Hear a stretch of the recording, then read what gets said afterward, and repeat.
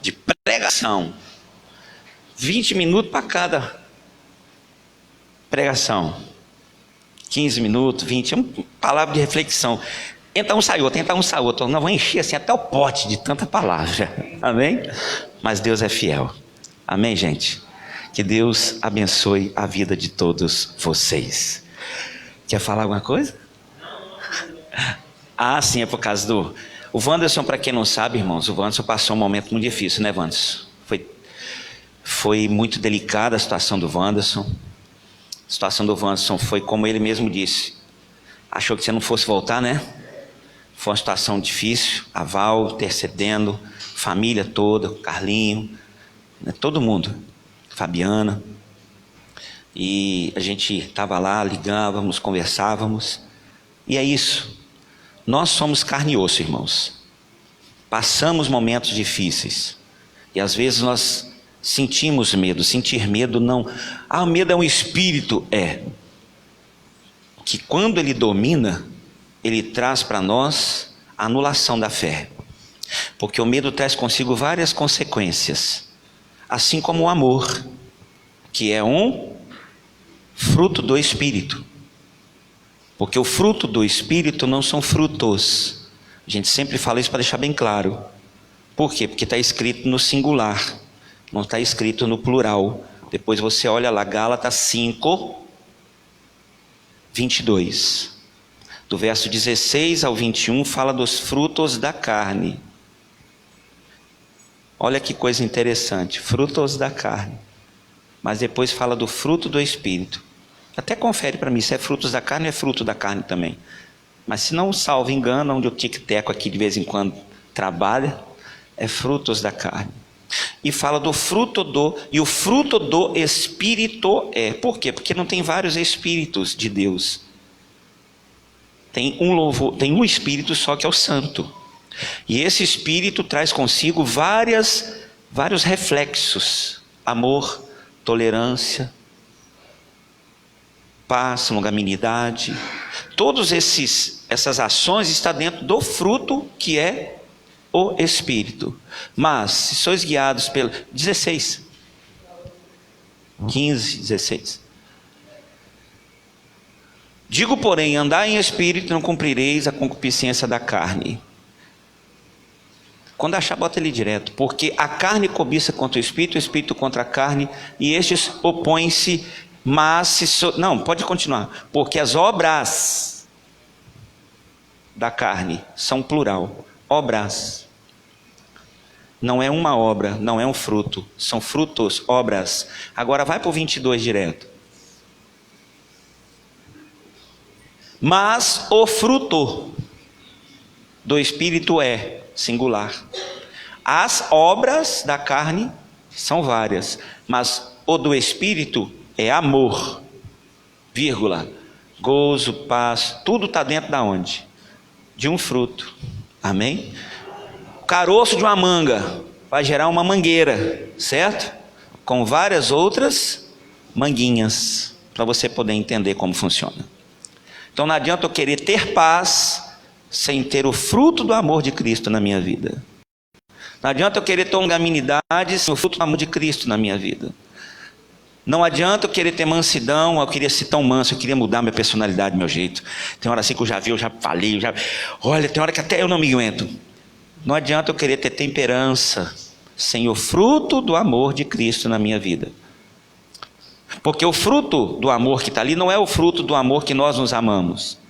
Esse é o fruto do amor carnal, de pele, de hormônios, de visual, de beleza. Tem gente que ama a outra. Por que você ama ela? Ah, porque ela é tão trabalhadora. Não, estou apaixonado. Por quê? Cara, ela é muito bonita. Ele é muito bonito. Você viu a cor dos olhos dela? Tem a cor de um olho e outro do outro. Então é especial. Que perfume, que o perfume dela não sai da minha cabeça, dele. Nós somos isso. Nós somos gases. Amém? Mas ninguém fala, estou apaixonado porque, nossa, o coração dela, os frutos. Isso vem depois. Então, para eu entender viver tudo isso na minha vida, e isso começar a dominar a minha existência e gerar uma transformação em mim, então, o primeiro de tudo, o amor de Cristo tem que alcançar a minha vida. E qual é o amor de Cristo, pessoal? A Santa Ceia, a cruz, a sua morte e ressurreição. Vamos lembrar um texto bem conhecido? Deus, João 3,16, amou o mundo de tal maneira. Então, João 3,16. E você não precisa nem colocar que a gente está aqui, né? Mas então vamos para o João 14, 21? Não, vamos falar também. Sabe não? Oh meu Pai, se vós me chamais Senhor e Mestre, eu sou. E vós falais bem. Por quê? Porque eu sou. E a Bíblia diz que aquele que ama, guarda os mandamentos. Aquele que tem os meus mandamentos e o guarda, esse é o que me ama. E aquele que me ama será... Eu amarei e me manifestarei a ele. 22. Disse-lhe Judas, não o Iscariotes, o outrozinho lá: Senhor, de onde vem que te has de manifestar a nós e não ao mundo? Respondeu Jesus e disse-lhe: se alguém me ama, guardará a minha, e o meu Pai o amará, e viremos para ele, e faremos nele. Quando eu aceito amor, eu creio e me entrego à ação da cruz, ou salvítica, a ação de Cristo, de Deus, através de Cristo na cruz, o amor dele começa a entrar em mim. Mas como eu devolvo esse amor para ele? Guardando os mandamentos, para que ele habite em mim, para que ele haja em mim, para que ele reaja em mim, e para que esses frutos em mim plantados gerem frutos através de mim: paz, longanimidade, tolerância, mansidão. Só vai ser possível uma vez esse fruto do amor da cruz sendo plantado dentro de mim. Amém? Jesus respondeu e disse: alguém me ama, amado meu Pai, virão fazer morada. 24. Quem não me ama, não guarda as minhas palavras. Você conhece alguém que fala que ama Cristo, ama Deus, mas não respeita o limite da Bíblia, não respeita o limite da palavra, não respeita a congregacionalidade, não aceita as coisas de Deus do jeito de Deus? Porque aceitar as coisas de Deus, todo mundo aceita, tirando uma meia dúzia dos mimimi chamados ateus. Mas todo ateu é um ex-cristão revoltado. 99,99,999 é alguém que projetou em Deus as suas expectativas baseado no circuito humano. E então, assim como as pessoas decepcionam, ele acha que Deus o decepcionou. Ah, porque minha avó estava doente, eu pedi a Deus para Deus curar, e Deus não curou. Ah, eu era pequeno, só tinha minha avó. Esse vai virar um ateu. Mas ele servia a Deus, ele cumpria os mandamentos, ele amava, ele aceitou Jesus, ele confessou Jesus como Senhor, ele congregava, ele tinha a Bíblia como seu manual de vida, ele batizou. Então não vem culpar Deus, culpa a si mesmo. Uai, eu não dou atenção à minha esposa, desfaço dela, que ela fala para mim não tem peso, aí ela cai né? Pede para mim a separação para ir embora. Eu vou falar: você está me largando, não caso nunca mais, porque mulher não presta, que ela me largou. Me largou não, foi eu que já tinha largado ela há muito tempo. E vice-versa, né? Uma hora cansa, né, irmão? Você fica aqui atrás de mim na igreja e eu não dou atenção para você, não cuido de você, não visito você, não passo uma mensagem para você, não busco saber como é que você está, não mando um recado para você, não sei de nada da sua vida, mas eu quero que você congrega. Aí um dia você não vem mais, te vejo em outra igreja. Aí eu falo: tá lá, abandonou, ingrato. Foi ingrato? Não, você foi procurar alguém que cuida de você, ué. É assim que funciona. A pessoa vem culpar Deus por causa dos seus insucessos. Mas ele, como era o relacionamento dele com Deus, com as coisas de Deus na terra, com a congregacionalidade, com o dia a dia dele com Deus, com as coisas de Deus, com as pessoas de Deus, ele se envolvia mais com o que edificava, com o que prestava, ou com aquilo que não prestava, ou com o que não edificava. Sentia mais prazer aonde?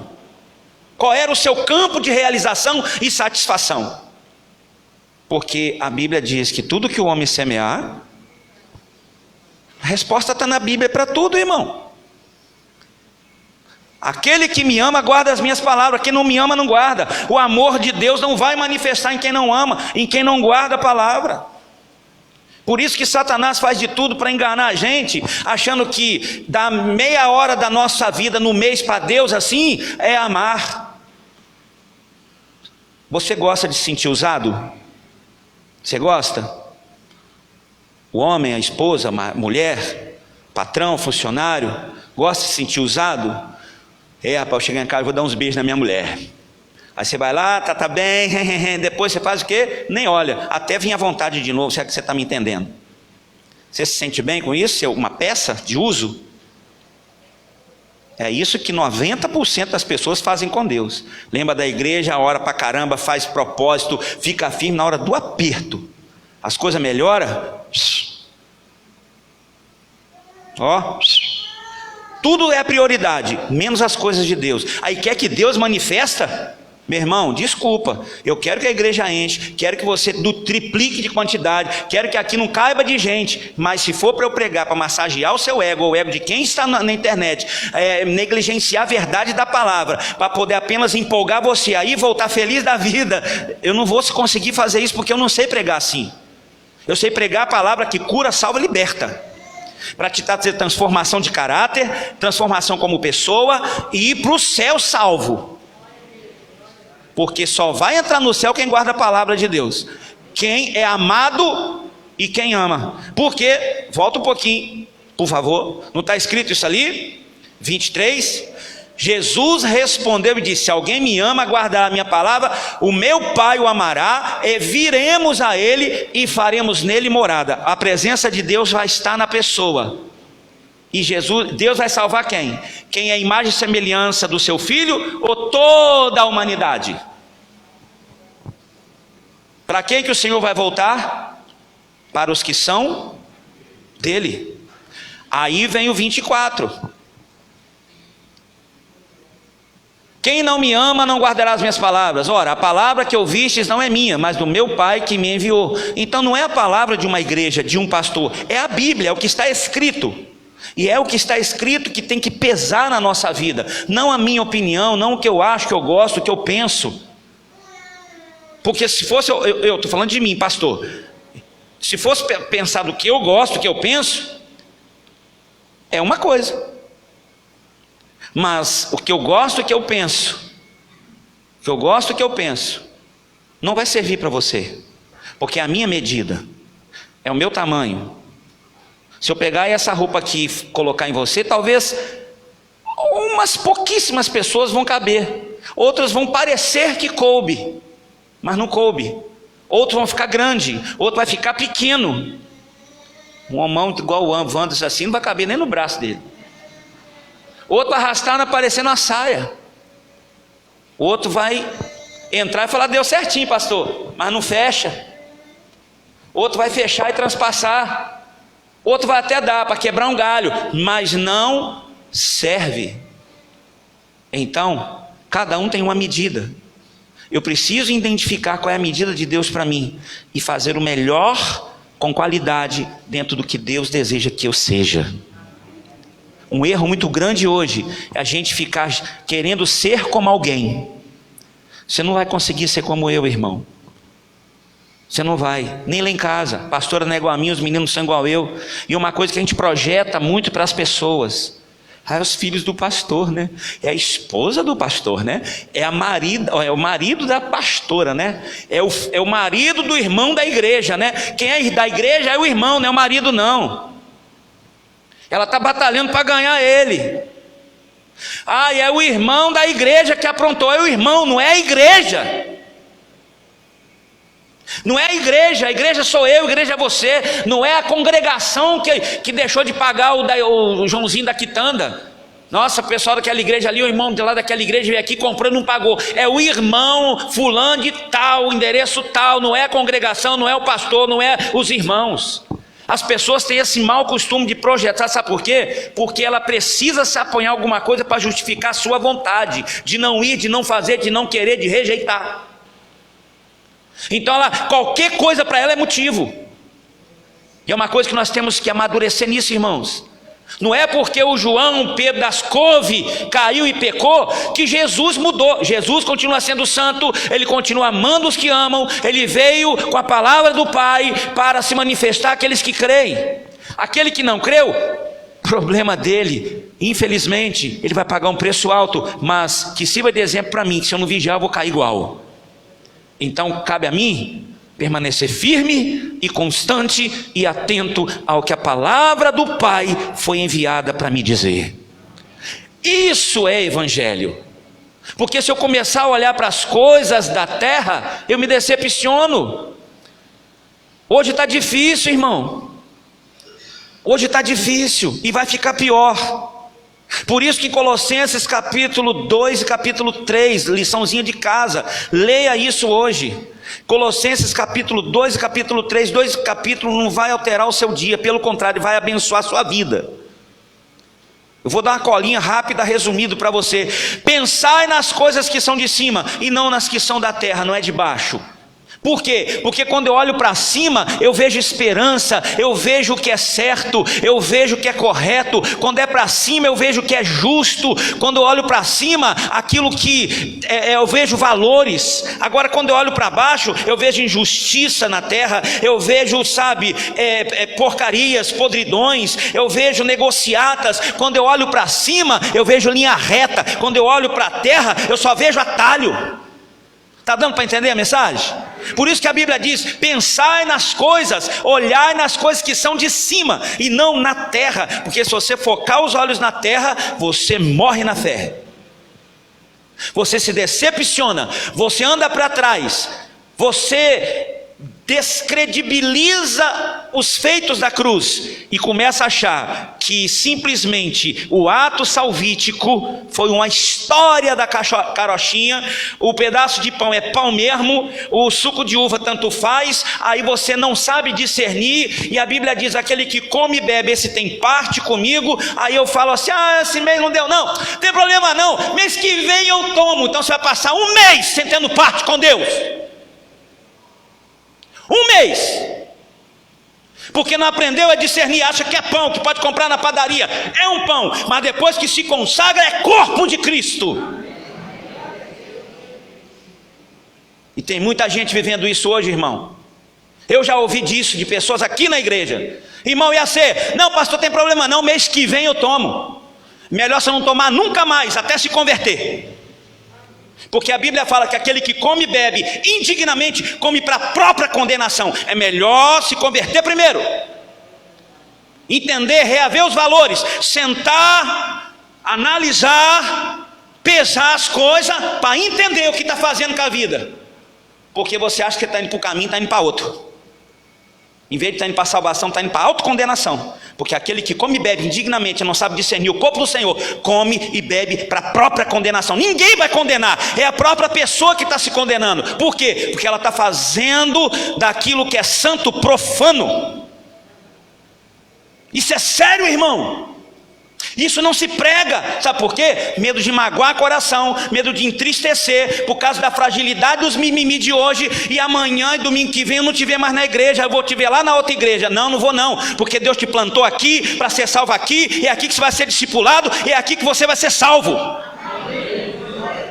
E eu não vou ficar com medo de pregar para você uma palavra para te ajudar, para te limpar, para te fortalecer, para te encher de Deus. Não vou ficar intimidado com o diabo. Pelo contrário, é na verdade que liberta, é na verdade que Satanás bate em retirada. Pode ter certeza, irmão, em nome de Jesus, nessa calçada, nessa encruzilhada, nessa rotatória, nessa esquina, naquela outra, o diabo vai para onde quiser, menos aqui na frente. É isso que você tem que determinar para a sua casa. Ele pode sapecar na casa de quem quiser, mas nessa casa aqui não, porque aqui tem unção de Deus. Aqui tem mulher de Deus, aqui tem homem de Deus, que sabe discernir o corpo, o sangue de Cristo, e o Espírito Santo habita, porque a palavra dele habita no meu coração, e o amor de Deus é o que domina a minha vida. Então, em nome de Jesus, eu creio que ele já veio, virá, se manifestará, porque ele habita em mim. Oh irmão, é isso que você tem que crer no coração. O Espírito Santo dentro da sua vida, e aonde você colocar a mão, planta do pé, liberar uma palavra, Deus vai ter prazer em manifestar o seu poder. Mas Satanás não quer isso. Satanás quer que a gente leve uma vida fragilizada, uma vida desconectada com Deus, através do quê? Através da falta de amor. Mas não é o amor. Às vezes você olha assim e fala assim: poxa, parece que eu nem amo. O que é amar Jesus? O que é amar as coisas de Deus? Amar a igreja? O que é amar? Mas eu não sinto assim, meu coração, meu peito assim, igual eu sinto pelo meu namorado, pela minha noiva, pelo meu marido, pelo meu filho. Ai meu Deus do céu, não sinto não. Tem hora assim que eu não consigo deixar meu filho dormir na casa da minha sogra, do meu tio, da minha irmã. Tem hora que eu estou em casa assim, eu fico preocupado. Hoje ele estava meio tristinho de manhã. Aí dá um aperto no coração, vou ligar para saber como é que ele está. Isso é amor terreno, normal, sentimental. Isso é normal e é lícito. Isso é da melhor qualidade. Isso é Deus colocou dentro de nós. O afeto, isso é de Deus. E para Deus? Para Deus não é assim. Para Deus não é assim. Dificilmente você vai sentir isso para as coisas de Deus. Dificilmente você vai ter essa melancolia com as coisas de Deus, com a igreja. Mas a Bíblia diz que amor é frutos. O amor de Deus não é sentimento, é frutos.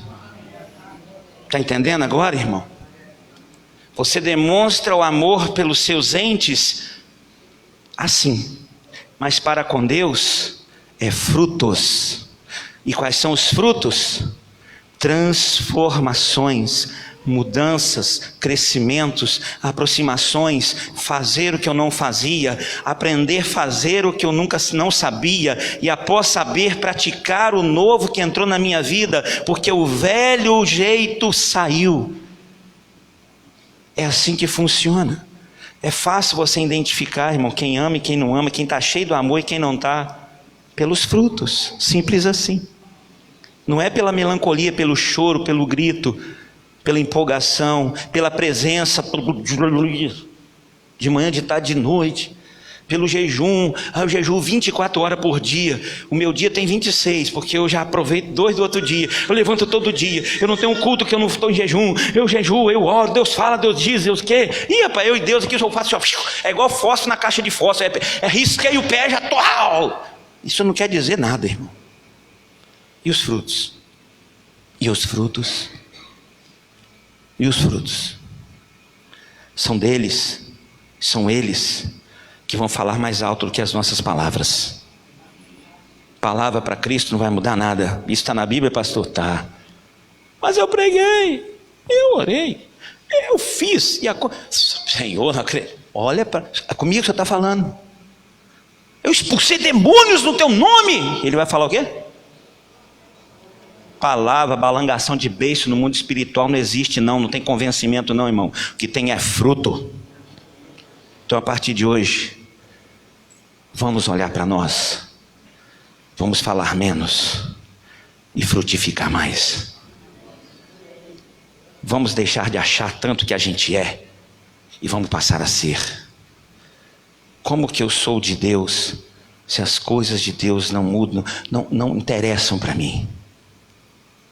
Como que as coisas de Deus habitam na minha vida se eu não tenho relacionamento com as coisas de Deus? Hoje eu só vim falar isso para você. Por quê, pastor? Existiam 4 gerações no passado, problemáticas, e que essas 4 gerações se perderam. Uma não, mas 3 se perderam. E eu queria nessa 7ª ceia do ano, simbolizando o número 7 na Bíblia. A Bíblia diz que o 7, ele tem um simbolismo, não é numerologia, é simbolismo. de descanso, restauração, de finalização, de obras terminadas, de obras completas. 6 dias foi feita a criação, no 7º veio descanso. O 7 na Bíblia tem um simbolismo muito forte. E eu tomei posse desse simbolismo nesse momento da ceia. Quando a gente estiver lá no trabalho, estiver lá dentro do ônibus, estiver em casa daqui a pouco, na hora do almoço, você com a sua família, mais tarde, depois daquele cochilinho gostoso depois do almoço, ao levantar de noite, aqueles que virão, glória a Deus, retornarão, aqueles que tocarão o seu dia, vão passear, vão preparar já um descanso para o início da semana, só frutifique aonde você estiver, com fé, esperança e amor. O amor do tipo de Deus, não o nosso. O nosso a gente dá para os que estão aqui na terra. Para Deus, eu dou frutos da palavra dele na minha vida. Amém, pessoal? Está dando para entender até aí? Então, se o fruto dele está na minha vida, para que serve fruto, gente? Fruto guardado, apodrece, né? Serve para nada, né? Já aconteceu com você? Você comprar umas mangas, uns bananas, botar lá assim em cima da geladeira, daqui a pouco você vai lá pegar umas mexericas. Estava até em tempo de mexerica, não, uns dias atrás, gostoso. Estava comprando bastante por R$5, botijão assim, comendo bastante. Aí você vai pegar, você já chega, você come logo. Depois você deixa um dia, 2, até esquece. Mas está lá o fruto, né? Mas está servindo para quê? Nada. Aí você vai lá usar ele e tal o quê? E o pior, fez o quê? Contaminou os outros. Fruto parado apodrece e ainda contamina os outros, irmão. Cuidado com os frutos parados por aí fora, viu? Para não contaminar você. Você não está parado não, mas cuidado com os frutos parados aí fora. Tem muita gente parada, não, achando que está arrebentando. Cuidado com os frutos que você ouve. Cuidado com as palavras que você bota para dentro, de quem você bota. Cuidado, irmão, com o que a gente se alimenta. A gente tem que ter muito cuidado para você não ser alvo de fungo espiritual. Amém? Cuidado com isso. Agora, o fruto de Deus na nossa vida, o fruto, ele tem que, uma vez dado no pé, ser arrancado. Para quê? Para ser servido. Ele vai virar suco, vai virar doce, ele vai virar chá, ele vai ser aproveitado de várias formas. Ele daqui a pouco ele vai alimentar. Eu estou com uma fome. Deixa eu comer uma laranja aqui para até o almoço ficar pronto. Fruta é saudável, muito saudável.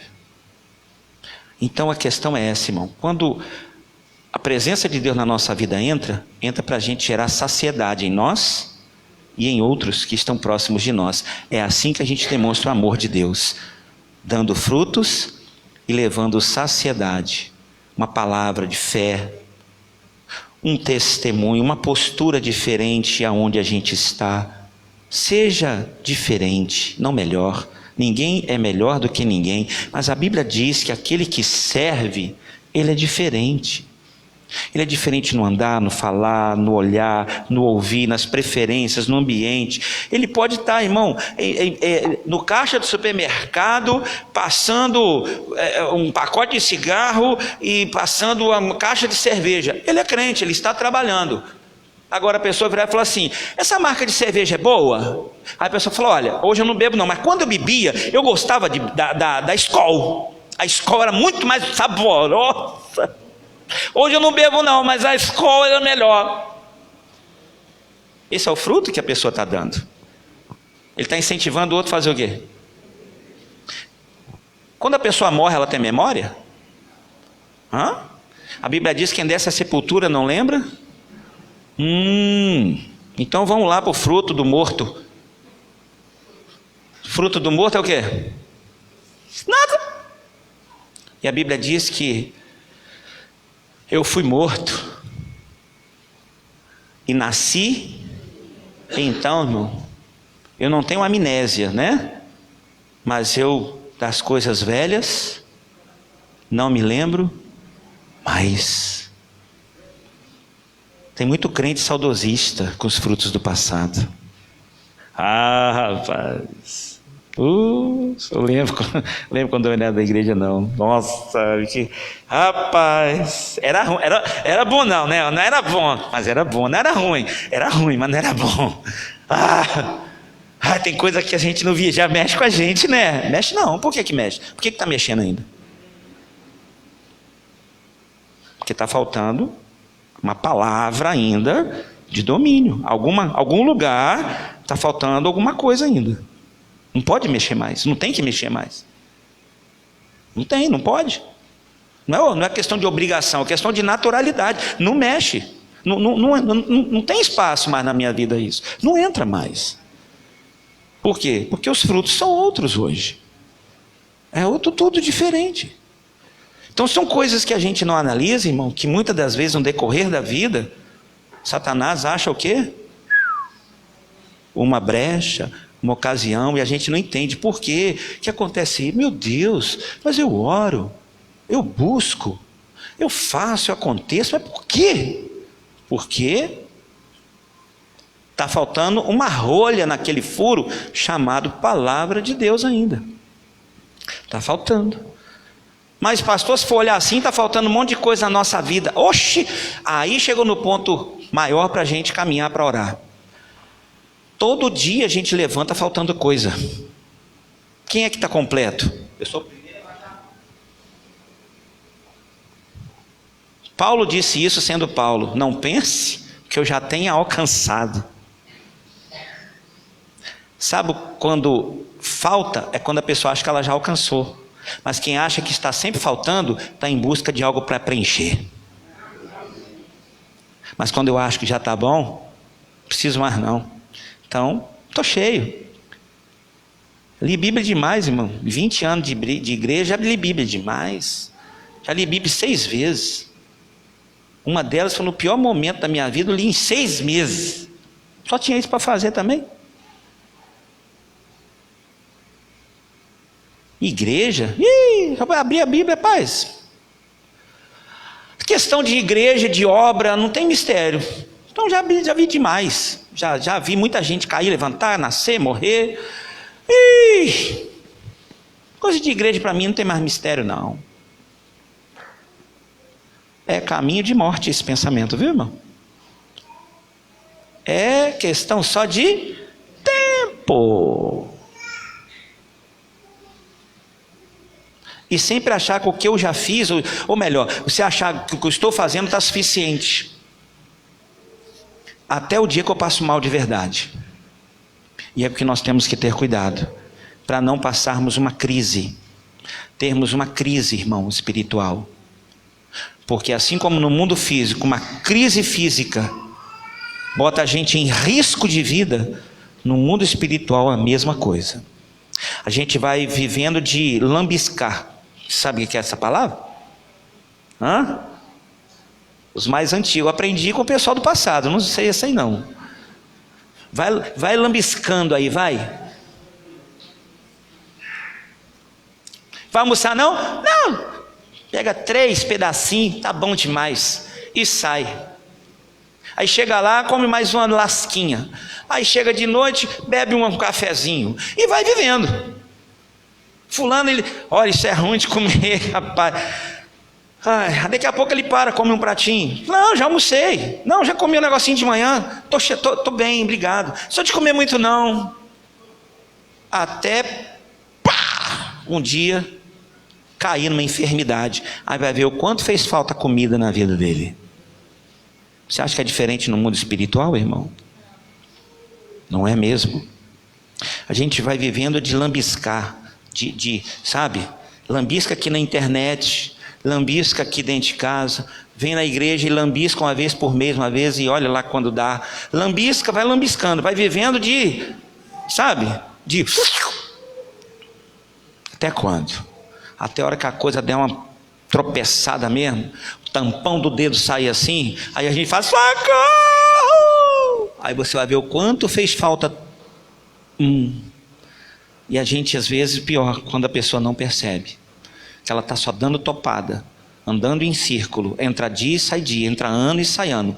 E ela não percebe que todas as promessas não se cumprem. Só existem promessas, promessas, promessas, promessas, esperança, promessa, promessa, promessa. E ela não bota a mão em nada, nem em algum momento, para pelo menos alegrar o coração um pouquinho. Luta a gente vai ter todo dia, mas pelo menos uma vitóriazinha de vez em quando para alegrar o coração é bom, né? Porque não é só de cajadada que a gente vive, e de palavra de fé, a gente vive de obras também. Amém? Então, querido, a gente tem que colocar a mão em alguma coisa. Se esses 6 meses para trás a gente não colocou a mão em muita coisa, ou em pouca coisa nada aconteceu, vamos fazer diferente para esses 6 meses agora. A glória da segunda casa ser maior que a primeira. Fala, não, pastor, lá em casa eu vou ver fruto esse semestre. Vai ver fruto em nome de Jesus. No meu trabalho, no nome das minhas mãos, porque a Bíblia fala que tem fruto. Se tem fruto, se eu sou habitação de Deus, então tem que ter fruto. Por quê? Porque a Bíblia está dizendo isso. Não, volta lá para mim. Porque a Bíblia está dizendo isso. Nós viremos e nos manifestaremos a Ele. Não é assim que está escrito? Não é, esse aí é outro. Está no 24, acho. Aquele que tem os mandamentos e os guarda, esse é o que me ama. Aquele que me ama será amado meu Pai. Eu o amarei e me manifestarei a Ele. Se manifestar não é fruto?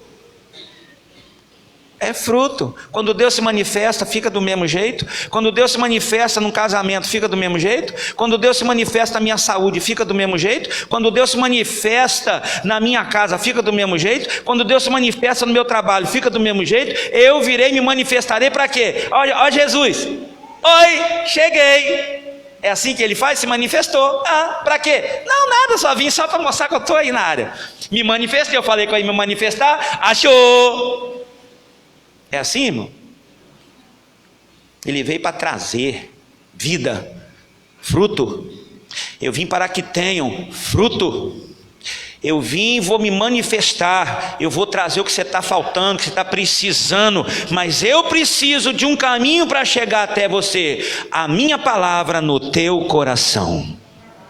Porque eu velo sobre ela para cumprir, e fora dela eu não posso fazer nada.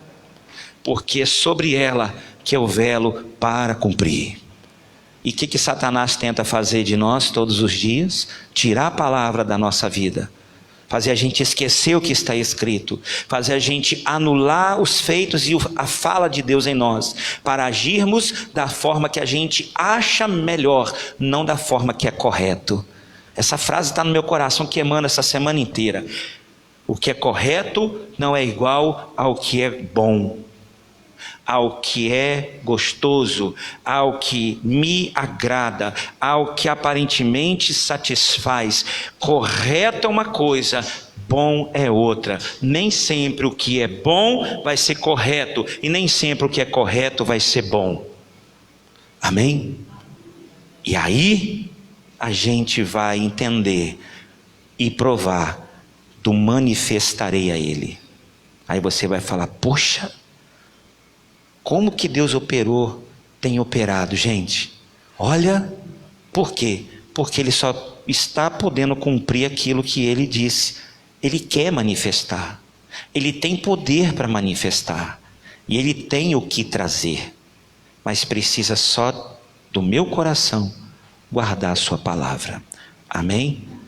Anota rapidinho para você ler em casa, que eu falei que eu ia só falar, né?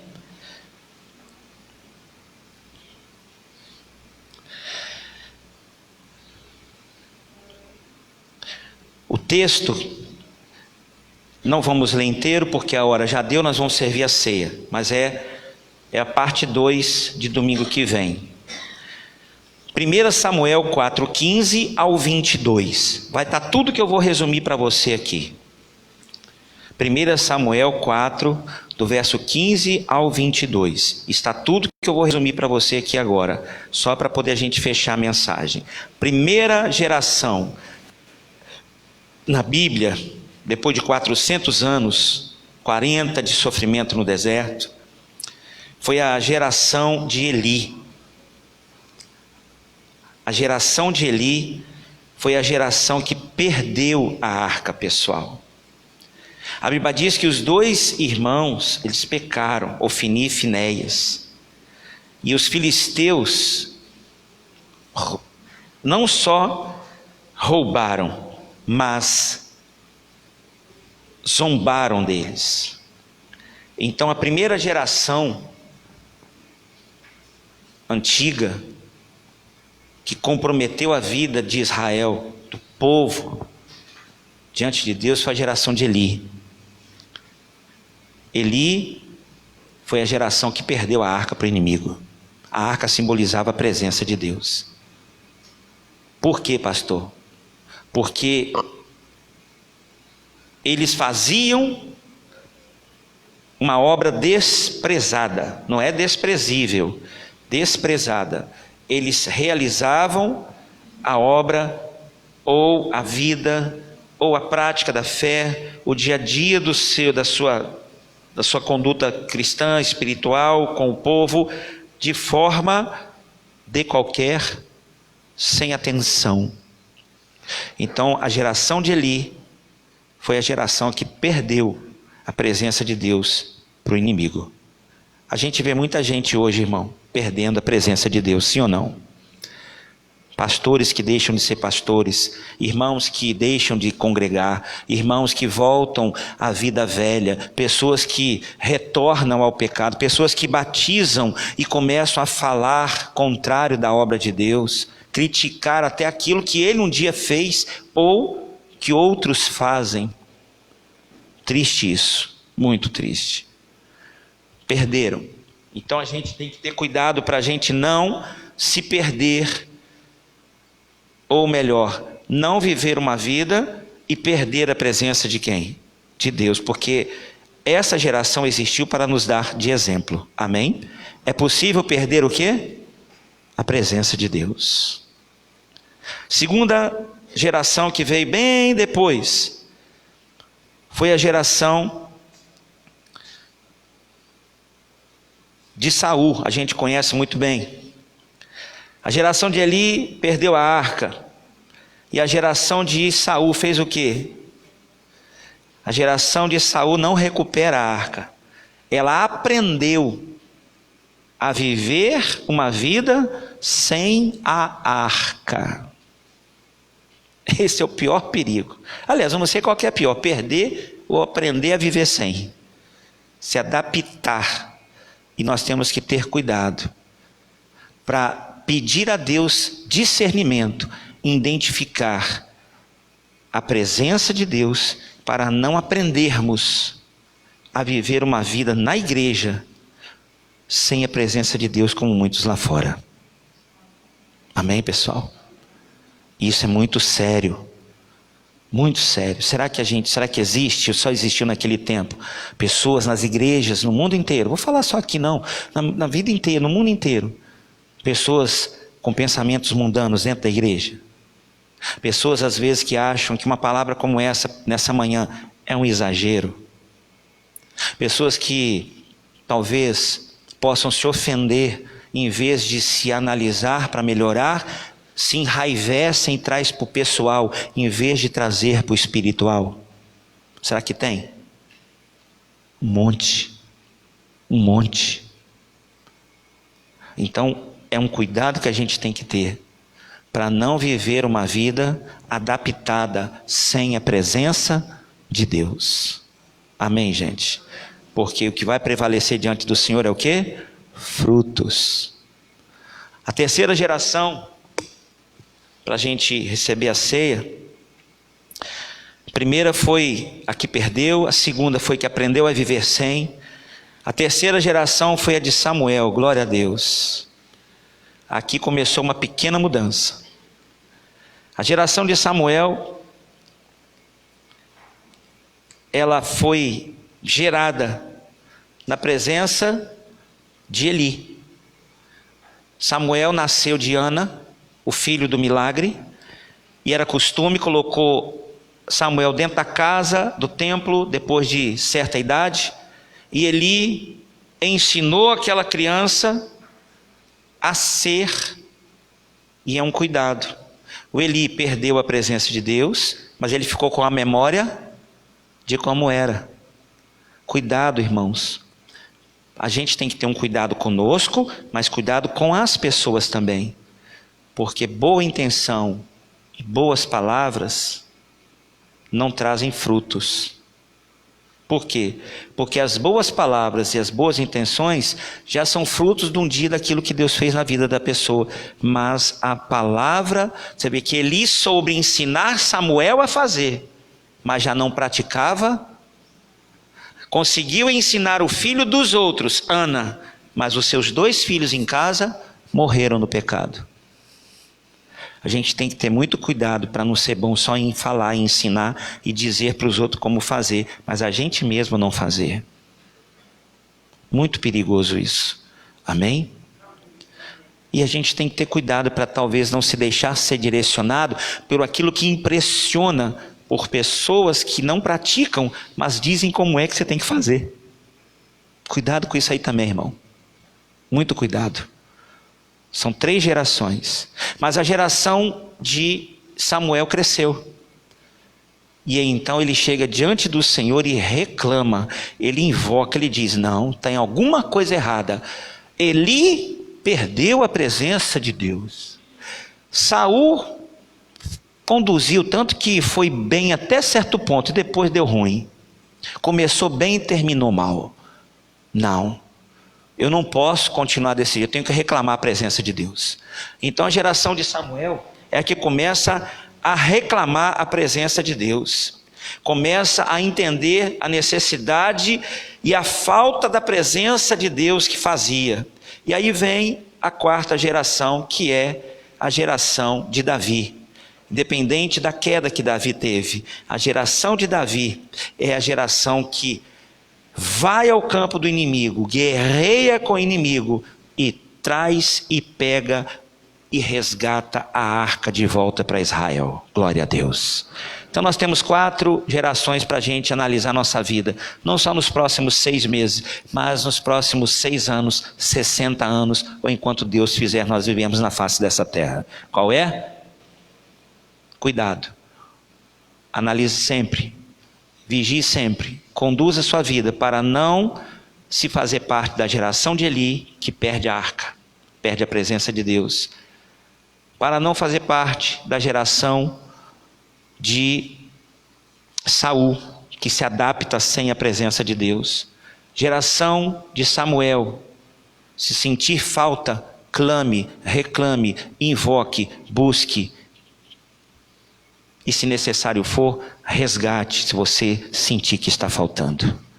Uma coisa é certa, não consigamos e não temos como viver sem a presença de Deus. Porque onde a presença de Deus se ausenta, a presença do inimigo se faz presente. Mas aonde a presença de Deus está, o inimigo não está. Aonde a presença de Deus entra, a do inimigo tem que sair.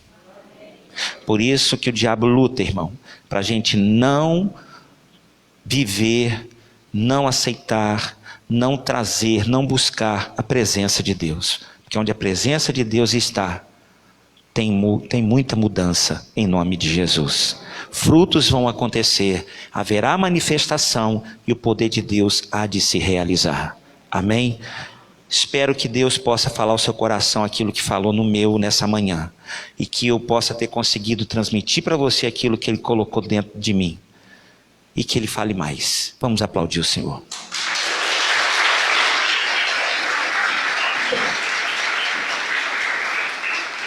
Vamos falar com Ele agora. Os irmãos, por favor, preparem a ceia. Que mesa linda, viu? Deus abençoe a todos os irmãos aí. Glória a Deus. Esse pão aqui eu vou levar para mim comer. Pode não, irmão. É pão só de comer, engasga. Irmãos, qual é a memória dessa ceia de hoje? Um divisor de águas, uma transição de fase, não só de um mês, mas de um ciclo semestral. Vamos falar com Deus. Fala, Senhor, eu não quero fazer parte da geração que perde a presença do Senhor. Eu não quero fazer parte de uma geração que se adapta sem a presença do Senhor. Mas nessa manhã, eu quero fazer parte das duas gerações. Eu quero clamar e reclamar a tua presença. Quero mais dela na minha vida, na minha casa, no meu coração. E se por algum momento nesses 6 meses passados eu perdi a sua presença, me esfriei, me senti vazio, triste, então, por favor, eu quero resgatar essa presença nessa manhã. Seja você e Deus agora, queridos. Oh, Espírito Santo, aleluia, Deus.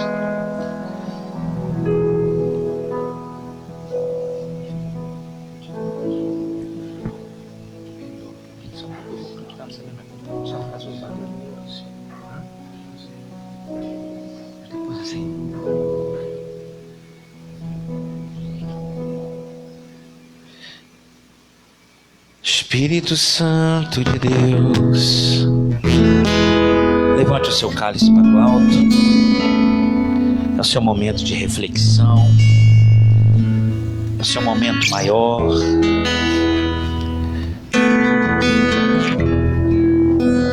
Levante melhor as suas mãos.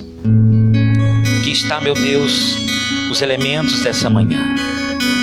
Elementos de fé, elementos de amor, elementos de comunhão e elementos de esperança, porque realizamos aqui embaixo um ato profético e esperançoso para que um dia possamos ceiar contigo na glória, participarmos da ceia do Cordeiro, meu Pai.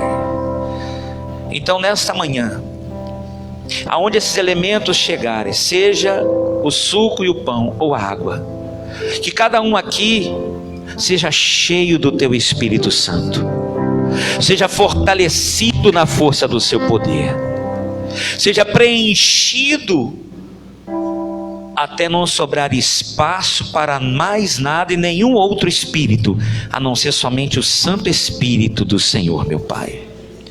Ajuda essas pessoas, preencha a mente, que quando esses elementos descerem pelo seu organismo, que eles sintam o fogo do teu Espírito dizendo: eu habito em você. E tudo aquilo que não provinha do Senhor sendo tirado, é a tua presença sendo resgatada, é a tua presença sendo clamada, para jamais ser perdida ou adaptada para viver sem. O mundo nos impõe tantas coisas, meu Pai, tantas adaptações e readaptações, mas a tua palavra diz: aprendei de mim.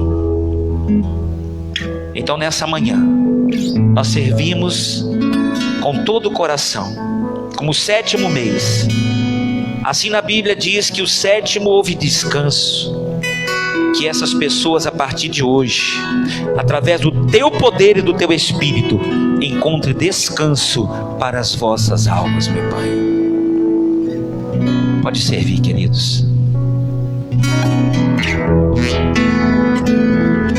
Cristo já nos preparou o manjar que nos comprou e agora nos convida a cear. Com celestial maná que de graça Deus te dá, vem faminto tua alma saciar. Vem cear, o Mestre chama, vem cear. Vem cear. Mesmo hoje tu te podes saciar. Poucos pães multiplicou, água em vinho transformou. Vem faminto a Jesus, vem cear. Eis discípulos a voltar, sem os peixes apanhar, mas Jesus os manda outra vez partir. Ao tornar a praia então, vem no fogo, peixe e pão, de Jesus que os convida sem abrir. Encerrar o mestre chama, encerrar. Mesmo hoje tu te pode saciar. Novos pães multiplicou, água em vinho transformou. Vem faminto a Jesus, vem cear. Pai, nessa manhã, de amor e comunhão com todos os nossos obreiros, pastores, presbíteros, diáconos, ministros da Tua Palavra, que em uma só fé, uma só comunhão, nos unimos diante do Teu altar para ministrar sobre nossa vida e a vida de toda a Tua igreja. Um momento de comunhão, um momento de fé e um momento de esperança.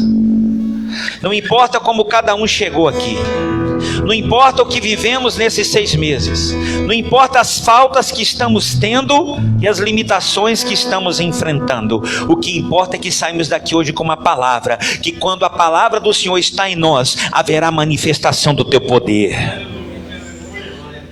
E nós saímos daqui hoje com essa certeza, que não só a Tua palavra, mas através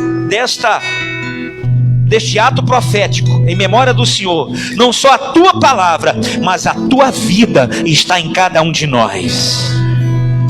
Levante o pão para o alto, meu irmão. Creia na vida de Deus sobre a sua vida. Pai amado, semelhantemente depois de ceiar, tomou o pão, tendo dado graças, o partiu e disse: esse pão é o meu corpo que foi entregue, moído por vós. Fazei isso todas as vezes que comerdes em memória de mim, diz o Senhor. Querido, participe da comunhão maior entre você e Deus agora, e tenha parte com Deus.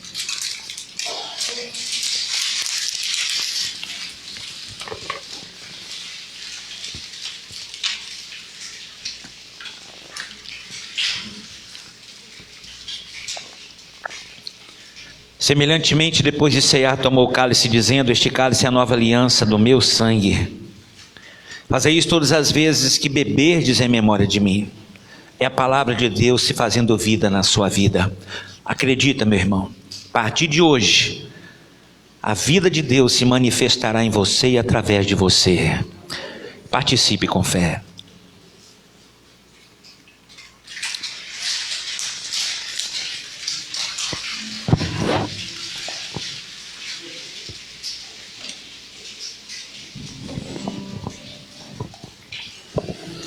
Aleluia, Jesus. Glorificado seja o Teu santo nome, ó Rei. Muito obrigado, Jesus, por esta oportunidade, Senhor, de receber a Tua vida nas nossas vidas, ó Pai. Muito obrigado, Senhor, porque o Senhor nesta manhã está blindando o nosso território, que é o nosso coração, Pai. Que o nosso coração esteja elevado ao alto da Tua graça. Que o nosso coração esteja sempre aberto para que o Senhor sempre esteja presente, Senhor, nas nossas vidas. Pai querido, o Teu povo, Senhor, nesta manhã se curva diante de Ti para pedir perdão pelos pecados, pelas falhas, por agir, por pensar ou por falar. Pai querido, perdoa, Pai, se fizemos algo que não foi do Teu agrado, mas que o Senhor nesta manhã venha, Senhor, colocar em nós, todas as vezes que pensamos em pecar, pensamos em fazer as coisas erradas, Senhor, olhamos para o alto, Senhor, e esquecemos as coisas aqui de baixo. Por isso, Pai, essa oportunidade que venha sobre nós todos os dias, que o Senhor venha, Senhor, descer sobre nós o Teu Espírito Santo, a Tua força, a Tua luz. Muito obrigado, Jesus, por cada alimento que o Senhor tem nos dado, Senhor, na Tua casa. Por cada palavra, Senhor, que entrou no nosso coração, que nós possamos guardar a Tua palavra para não pecar contra Ti, Senhor. Que estas palavras venham fazer de nós, Senhor, pessoas novas, novas criaturas, que nós pensamos, Senhor, em esquecer cada vez mais tudo aquilo que ficou para trás, não ser lembrado, e sim lembrar das coisas que o Senhor tem feito, Senhor, todos os dias nas nossas vidas. Entregamos a Tua igreja, entregamos, Senhor, o Teu povo, a Tua nação nas Tuas mãos, para que o Senhor seja cada vez mais lembrado, Senhor, que o Senhor é o Deus Todo-Poderoso, que o Senhor é Majestade Santa, que o Senhor, Pai, faz parte, sempre fará parte, Senhor, de cada momento das nossas vidas. Agradecemos ao Senhor nesta manhã por esta oportunidade, ó Pai, ao qual o Senhor nos deste. Muito obrigado, Jesus. Eu queria que você ministrasse comigo agora e ouvisse o que Deus vai falar com você através dessa canção de 1900 e lá vai para trás. Aleluia. Ela fala assim: você tem tudo para desanimar, pois esta vida só te faz chorar. Realidade que ameaça sempre o teu viver. Vem o temor e a solidão, rasgando sempre teu coração, pondo em dúvida a tua fé no Salvador.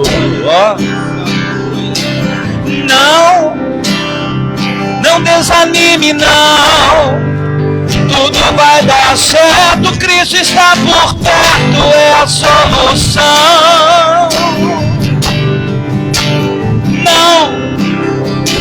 Não fique aí prostrado, pois Jesus do lado está dizendo: filho, eu te dou a mão. Mais uma vez assim, ó, você tem tudo para desanimar, você tem tudo para desanimar, pois esta vida só te faz chorar. Realidade que ameaça sempre o teu viver. Vem o temor e a solidão, rasgando sempre teu coração, pondo em dúvida a tua fé no Salvador. Agora, não desanime não, tudo vai dar certo, Cristo está por perto, é a solução. Oh, glória! Não fique aí prostrado, pois Jesus do lado está dizendo: eu te dou a mão. Agora sim, ó, está acima de qualquer problema, está acima do bem e do mal. Quando ele chega, tudo se resolve, trazendo bem, expulsando o mal. O seu poder não tem limite, a sua paz é sem igual. Agora, em meio às trevas, se acende a luz. Ó, eu tô falando é de Jesus. Pode glorificar ele, irmão. E nas palmas então assim, ó, está acima de qualquer problema, está acima do bem e do mal. Quando ele chega, tudo se resolve, trazendo bem, expulsando o mal. O seu poder não tem limite, a sua paz é sem igual. Em meio às trevas se acende a luz. Estou falando é de Jesus. Ah, glória a Deus! Eita glória! Aleluia! Leva isso para casa, irmão. Em meio às trevas se acende a luz, porque nós só falamos é de Jesus. Amém? Sente-se, por favor. Estamos a minutos de encerrar o culto. Esse louvor é lá atrás, lá quando Noé estava preparando a arca. Aí Deus falou: vai cantando esse louvor aí para fazer a arca, para distrair. Aí quando acabou a chuva, ficou só a lama, ele continuou cantando. Esse louvor é muito bonito, irmãos. Quem quiser ouvir ele, é da Voz à Verdade, acima das circunstâncias. Esse louvor é lá de 1900 e lá vai bolinha, quando nós tínhamos tudo cabelo preto.